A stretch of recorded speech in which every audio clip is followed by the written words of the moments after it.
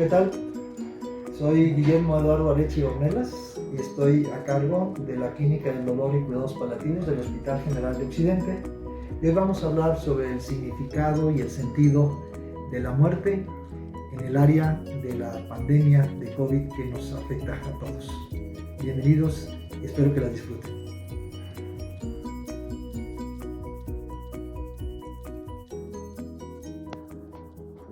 Hola, ¿qué tal? Pues vamos a hablar sobre el contenido que tiene que ver con la relación de la muerte, el sentido de la muerte, particularmente en esta época que nos está tocando vivir, y cómo hay visiones de carácter o sentidos de carácter teísta y no teísta. Es decir, los mexicanos tenemos una visión complementaria, diferente o totalmente opuesta a lo que pensamos. Entonces hagamos esta visión y exploremos estas dos visiones de la parte cómo se relaciona la muerte en el momento actual. Dentro de los conceptos que sugiere Ruy Pérez Tamayo acerca de la biología de la muerte, este pensamiento de que me tengo que morir y el enigma de lo que habrá después es el latir mismo de mi conciencia, dice Unamuno. Comentaba yo al principio que hay una mezcla sobre las dos visiones que tienen o que tenemos como mexicanos. El creacionista, es decir, el ser todopoderoso, es el creador de los planetas, las especies, los animales, y el evolucionista, que en la realidad vemos un proceso de continua disipación de energía que ha comenzado desde millones de años. De tal suerte que aquí vemos cómo la naturaleza humana tiene apenas 15.000 millones de años.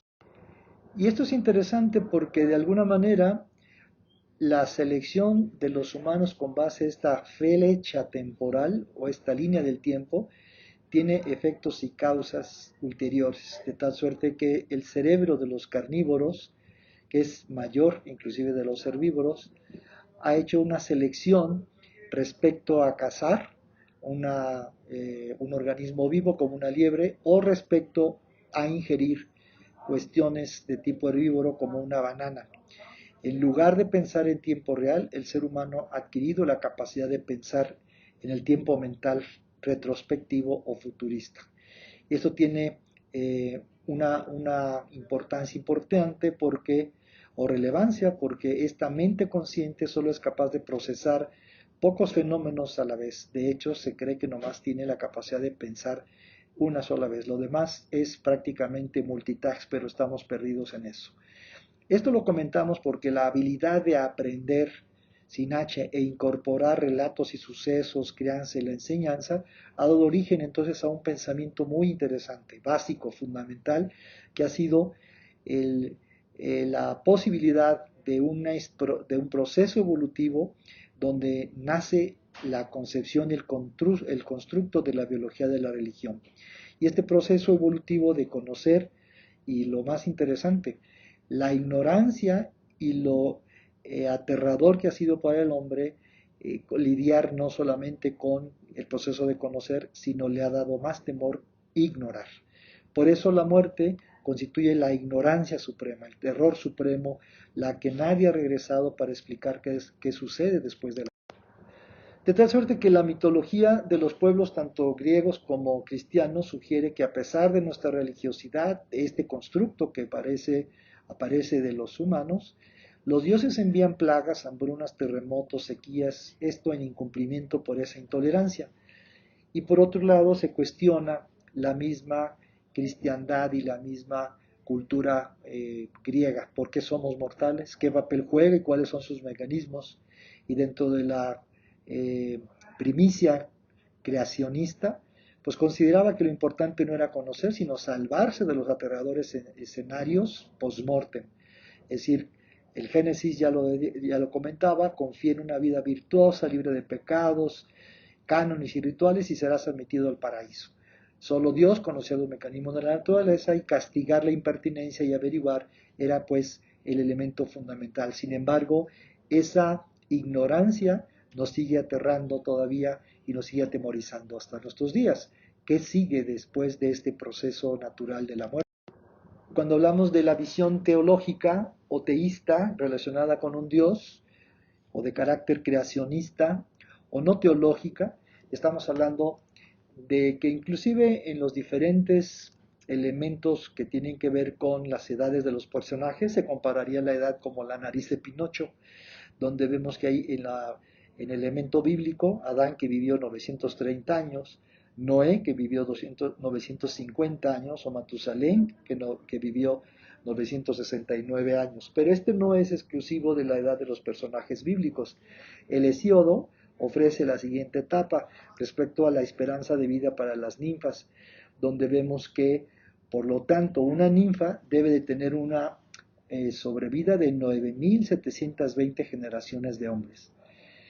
En este deseo de sobrevivir, tanto la muerte de las células como los organismos celulares tienen un comportamiento totalmente diferente, mientras que las bacterias y las levaduras son de alguna manera virtualmente inmortales, porque cumplen su ciclo y se dividen, en este caso el virus, por ejemplo del coronavirus, que este va a seguir siendo inmortal.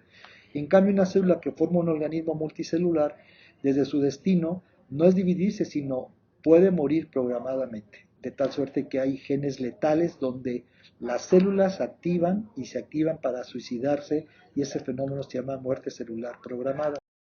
¿Y qué significa la muerte celular programada?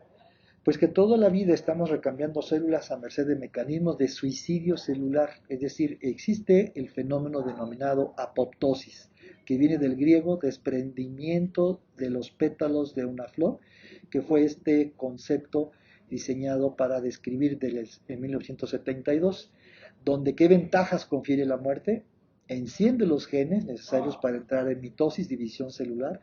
Actívate, le dice a los genes, ponte a producir miosina, queratina, diferénciate, es decir, forma una neurona, una célula de la piel, del músculo, y este organismo es implacable en cumplir las órdenes. De hecho, las células deben obedecer de manera estricta. Así, por ejemplo, una neurona que se lesiona le ordena el mismo código genético: haz crecer tu axón para que no toques con la neurona diferente, activa otra vez esos genes letales y luego suicídate. Si cumpliste la orden, te perdonamos, pero si no, esto anulará la orden y hará que se suicide. Así de importante es la ventaja de conferir la muerte, y es lo de lo que estamos hechos. Entonces la muerte se plantea con una multitud de problemas. Aquí en esta diapositiva ustedes tienen a su derecha una pieza de pollo con papas y abajo tienen un corazón. Pero hoy estamos aquí por esa crónica de muertes anunciadas.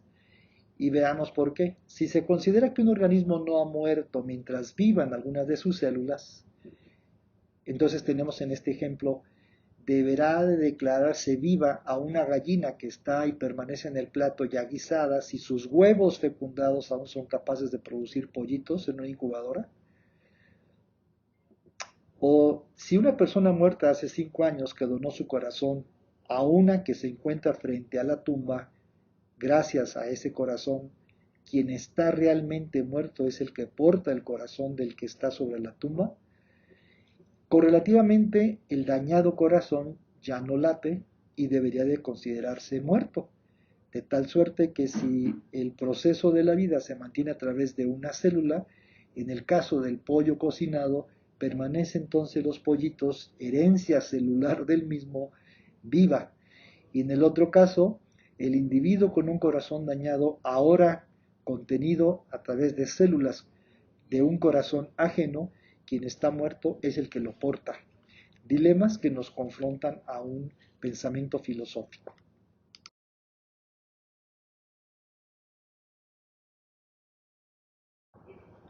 Y entonces tenemos: ¿cómo es que existe la muerte? ¿Dejamos de existir realmente? ¿Por qué le tenemos tanto miedo a la muerte? ¿O es mejor decir que le tenemos miedo al aliquinamiento, al olvido? ¿O realmente lo que le tenemos miedo es abandonar a nuestros familiares, a nuestros seres queridos, a nuestros aferramientos y apegos de todo tipo? ¿Y dónde se entrena para el gran paso de morir? Y obviamente estas estructuras han hecho que la sociedad actual nos vivamos cercados por estados de ansiedad, depresión, de estrés postraumático, por un ejercicio que, aunque naturalmente estamos programados para hacer un fenómeno de suicidio mediado estructuralmente y celularmente como organismos vivos, ninguno de los que estamos hoy recibiendo esta información estará aquí en los próximos 100 años. Sin embargo, la relación con la que nos estrechamente nos vinculemos con el fenómeno natural del morir será lo más importante que pueda en este momento, sin menospreciar los fenómenos de ansiedad, estrés, depresión, ataques de pánico que están obviamente relacionados a los mismos. ¿Y qué es lo que hemos podido aprender respecto al proceso de morir? Antes de la pandemia, más o menos el 10 al 15% de los pacientes que eran atendidos en unidades de cuidados intensivos era del 10 al 15%. Ese porcentaje era el que normalmente moría.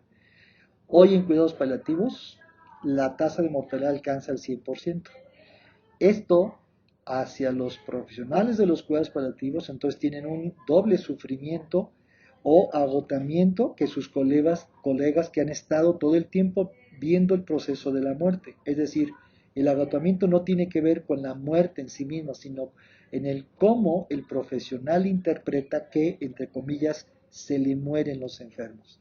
En ese sentido es necesario un cambio de perspectiva a la hora de abordar el proceso de morir de nuestros enfermos. ¿Y qué es lo que hemos aprendido del proceso de la muerte a través de esta línea o esta parte de la medicina complementaria a los cuidados paliativos? Que la muerte, más que un fracaso, es un traspaso.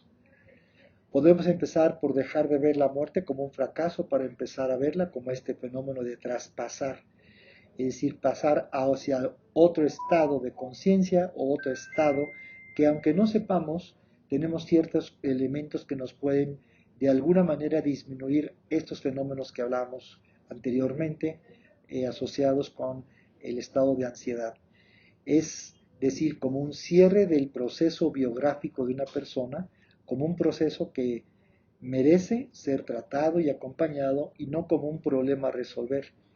Esto aligera el peso, entre comillas, de los profesionales y por supuesto que esta carga se aliviana respecto a el significado que le damos de morir, de fracasar o de bien de traspasar. ¿Qué otras cosas hemos aprendido? Pues las personas son más que cuerpos. No podemos tratar a las personas solamente como estructuras biológicas denominadas cuerpos, porque las personas, además de tener un cuerpo, tienen una conciencia, una biografía, una historia familiar. Morir es, además de un proceso biológico, biográfico, existencial, también espiritual. Definido este concepto espiritual como aquella relación de elementos que nos permiten ligarse a pensamientos, valores y creencias que están más allá de los fenómenos materiales, además de ser uno de los momentos de más intensidad ontológica.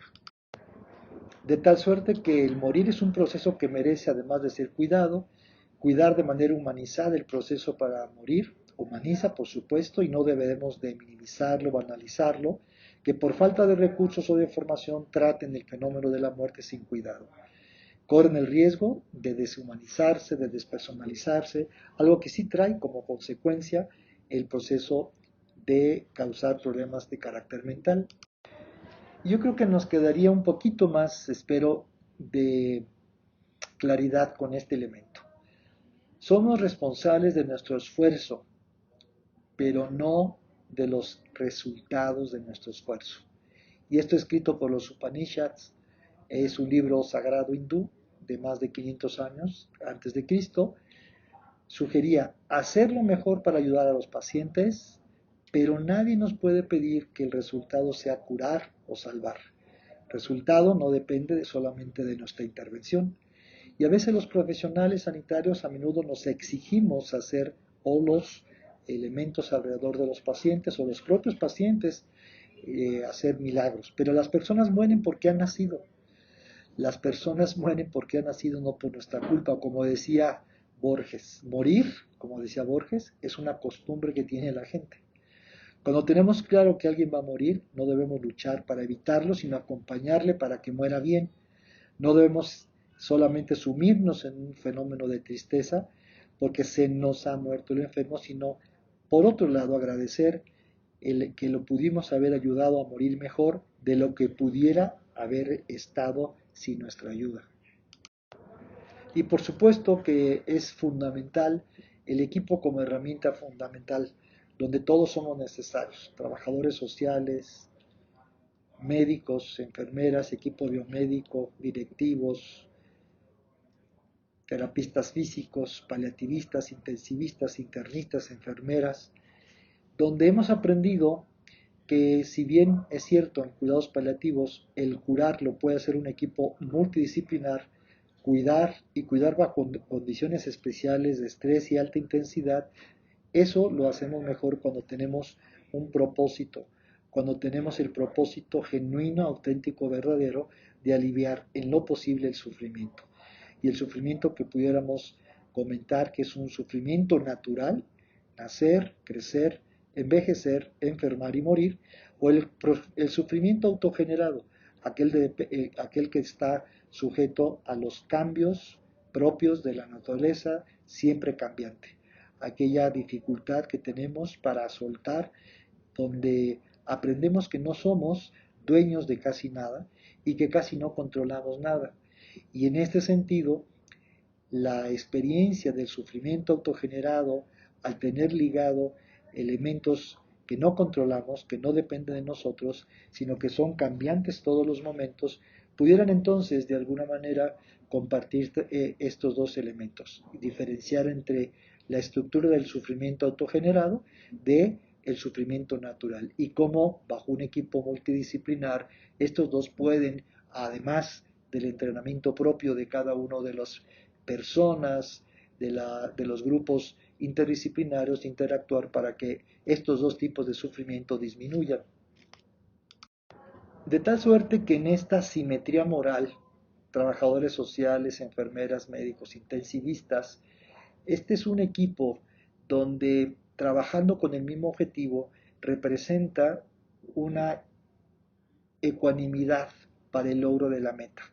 Esto permite que el abordaje del proceso de por sí complicado y difícil que es la muerte pueda en la simetría moral donde todos somos prácticamente pertenecientes a un estado mismo y a una familia misma y denominada familia humana, compartir nuestras angustias pero también nuestros éxitos y desde esta perspectiva reconocer que también somos sensibles a los procesos a los cuales estamos expuestos y que no es mayor la estrategia o el abordaje de carácter de enfermería o del intensivista, del trabajador social o del biomédico. Todos forman parte de este concepto que se llama simetría de carácter moral. Por eso cuando tenemos a la consideración de que todos los profesionistas, para empezar, pertenecemos como seres humanos independientemente de nuestra categoría, podemos sentir y apoyarnos los unos y los otros y sentir que somos esa red. Ese objetivo de ayudar a los enfermos es la meta única, además, y lo subrayamos en negritas, además de cuidarnos a nosotros mismos. Son como los elementos más importantes que esta pandemia me parece que pudo haber dejado dentro de muchas cosas positivas, reconocer que por primera vez somos, como decía el eslogan de aquí del hospital, somos Oquipan. Y nos dimos cuenta del valor que tenía el personal que limpiaba, el personal que atendía, el personal que se pasaba, el personal que estaba atento en todo momento a diferentes escenarios. Y esto nos permitió no solamente humanizarnos, sino reconocer que ante la tragedia humana, ante la tragedia de la muerte, le dimos un sentido. Y cuando hablamos del sentido de lo que hacemos, eso nos puede dar en el mayor de los ejemplos que reconocemos que compartimos un propósito, además de aliviar el sufrimiento, compartimos uno de los propósitos en estos momentos de vulnerabilidad, de incertidumbre, de confusión. Y también lo que encontramos es que el sentido de aliviar el sufrimiento nos dio una fuerza motora que nos ha animado, nos hace sentir como equipo, como grupo, que tenemos un sentido por el cual trabajamos. Esto nos encamina, nos dirige, nos moviliza y nos da la fuerza necesaria para afrontar muchos de los obstáculos que aparecen al acompañar otros procesos en el proceso de morir, como uno de los elementos más importantes. Como dijera, todo sucede por alguna razón. Podemos no entender el momento, pero después tiene sentido. A un año de la pandemia podemos observar que el habernos manifestado como grupo, que haber tenido la oportunidad, pienso, de contemplar el sufrimiento en su manifestación más desnuda, más evidente, más real de lo que estaba sucediendo, nos hizo observar contenidos, personas, corazones, de lo que nunca nos hubiéramos imaginado. Y esto ha sido dolorosamente, pero también realistamente, gracias al proceso de morir.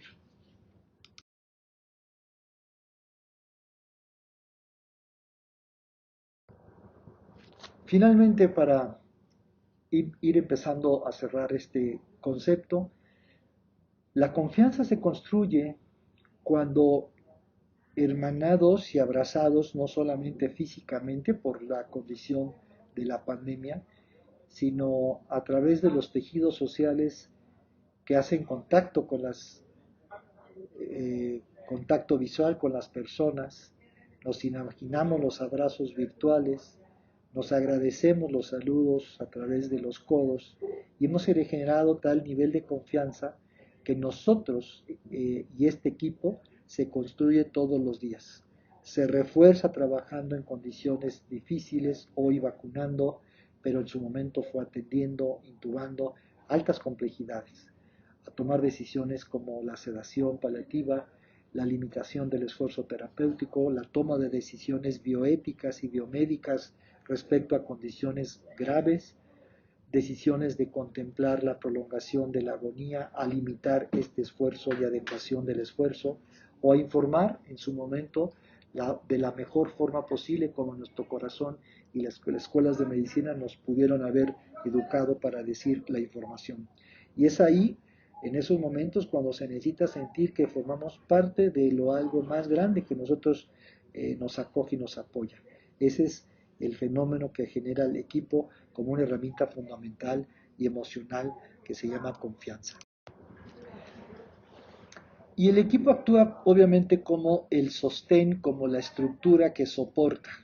Los miembros pueden recoger el estado de ánimo de sus compañeros, lo hemos visto, y compartir las emociones que nos han generado durante todo este año el estrés y el desánimo. Por otro lado, a la vez, el humor, el compartir anécdotas y el facilitar el proceso de ayuda mutua ejercen una protección para sentirnos útiles, sanos, vivos emocionalmente a pesar de nuestras dificultades. Terminaría entonces diciendo que si bien es cierto que hemos aprendido que el proceso de la muerte es un proceso natural, que el proceso de la muerte no es el sentimiento que nos aqueja frecuentemente por la culpa, que el proceso de la muerte, desde diferentes ángulos y visiones de la parte creativa o no creativa, biológica, evolucionista, independientemente de eso, hay dos herramientas que necesitaríamos y que observamos que nos han surgido de manera natural.